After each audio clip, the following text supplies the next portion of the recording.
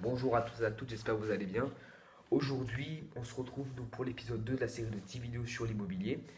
Et donc, cette deuxième étape pour commencer en immobilier, vous devez commencer par, eh bien, regarder ce qu'il y a sur le marché.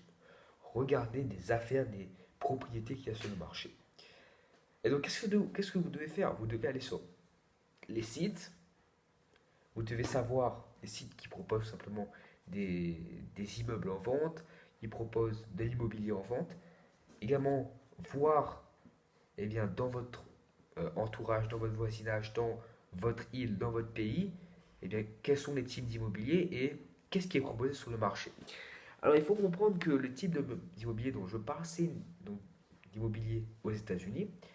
Et cet immobilier-là est très spécifique. C'est en fait une sorte d'immobilier où ce sont des gros complexes d'appartements où vous avez plus de 300, 400 unités, donc ça veut dire 400 appartements.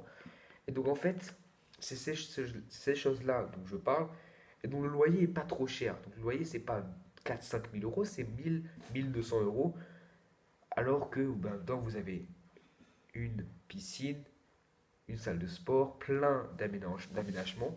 Et du coup, c'est ce type d'immobilier dont je parle. Et donc, comment faire?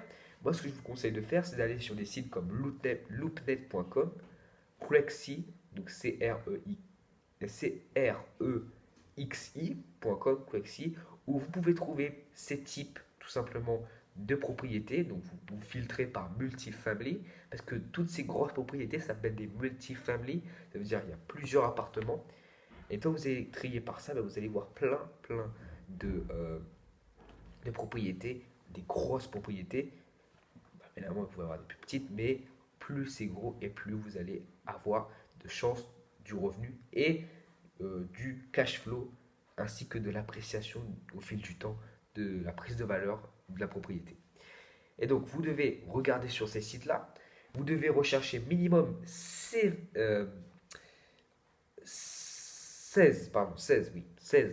unités, c'est-à-dire 16 appartements minimum, dans un seul immeuble ou dans un seul complexe d'appartements.